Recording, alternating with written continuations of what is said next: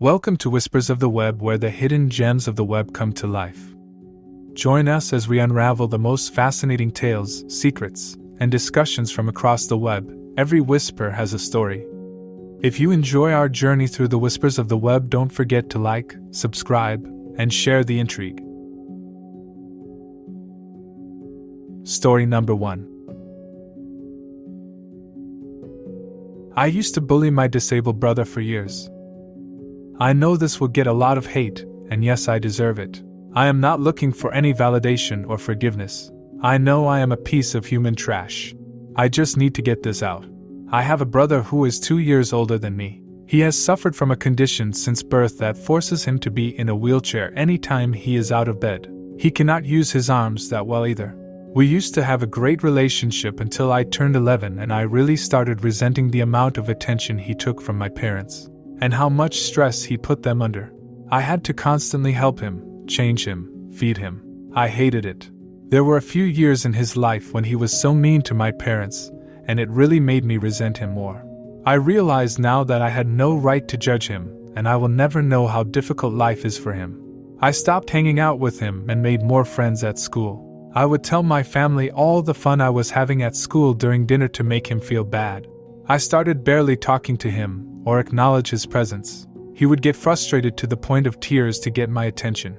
It started escalating 2 years ago when I would purposely turn off the Wi-Fi and unplug the TV every time we had to leave the house so my brother could do nothing but sit in his wheelchair. I would purposely delete his favorite saved shows on the DVR. I would make fun of his speech, push things just out of his reach. I would act disgusted when I had to change or bathe him. It always made him feel bad and he would apologize. I made my own brother apologize for taking a dump. What the heck is wrong with me? But my freaking saint of a brother never told my parents, and he never let me have it. 3 weeks ago, he was trying to talk to me nonstop and I was just ignoring him. I got annoyed and wheeled him, against his wishes, to the backyard and placed him under an umbrella and went back inside. I fell asleep and realized I left him out there for 3 hours. When I went to bring him back inside, he was in tears and wouldn't look at me. He was humiliated. I have always felt guilty about how I treated my brother all these years, but my anger towards him overpowered it. But seeing that look on his face affected me in a way that was different from before. I stopped all the bullying after that day. I couldn't even look him in the face, I was so ashamed. Last Sunday my brother told me he was glad I was his brother and friend. I couldn't even respond. I went to my room and cried. I'm freaking crying again typing this all out. When did I become an evil trash human being? Damn. I'm 17 and he's 19 now. I know there is nothing I can do to make up for the past 6 years. My brother will be returning with my mom from a specialist appointment tonight. I'm going to apologize to him and beg for his forgiveness tonight.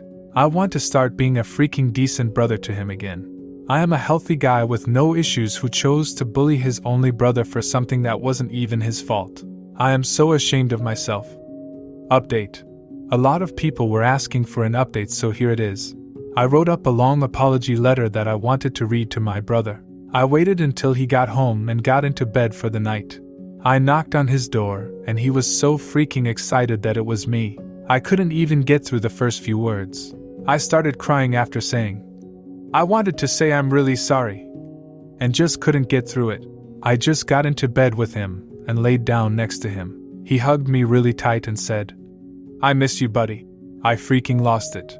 I never cried that bad before. He just hugged me for a long time until I calmed down. We didn't talk much. He started crying for a bit too. It was the first time in a long time we just hugged. After half an hour I got up and gave him a kiss, and he told me he was so happy. Why didn't I do this earlier, damn?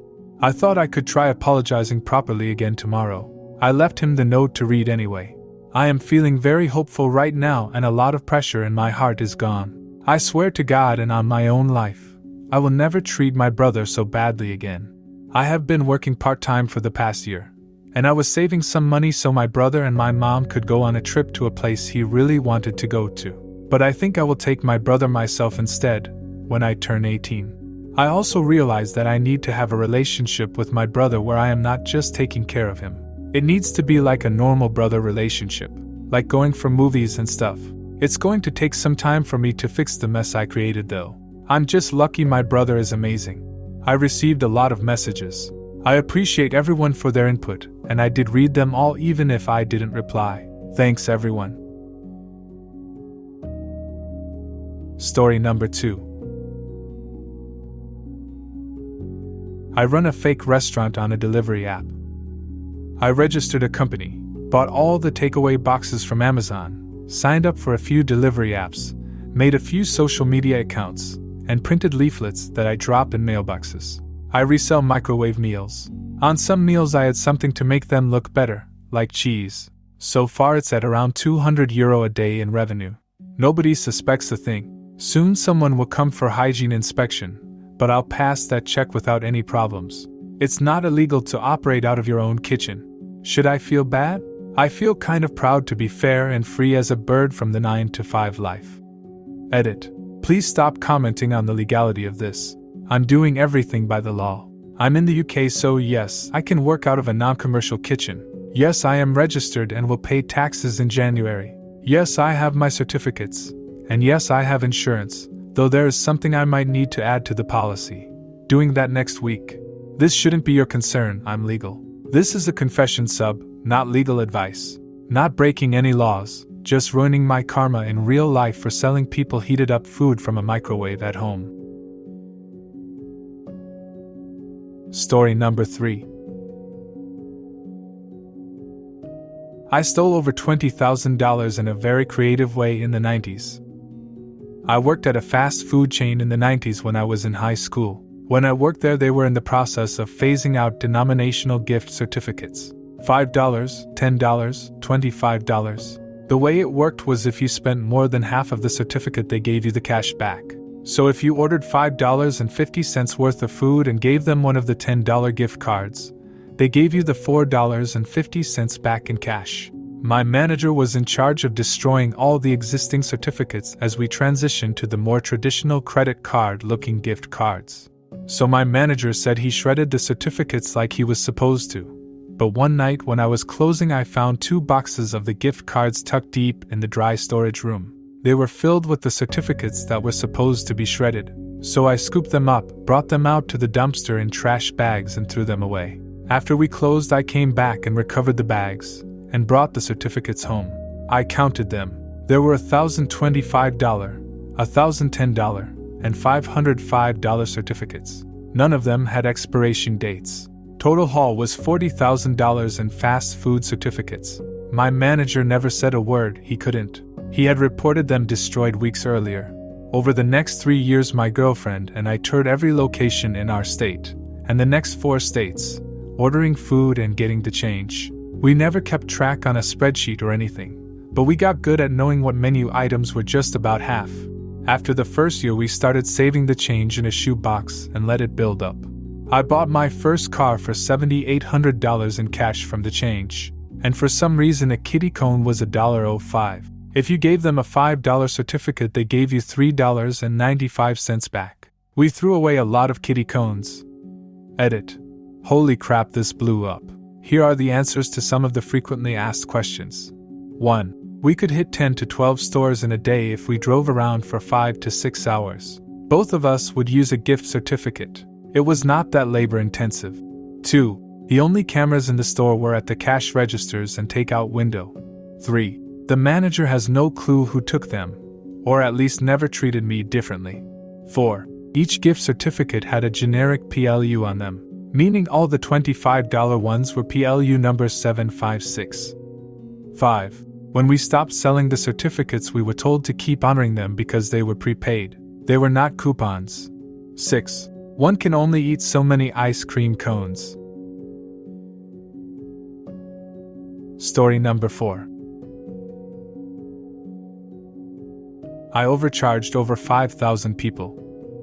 Back in high school, I used to work the concession stand. In my school, the booth was a little folding table where I would sell water, pop, and chips.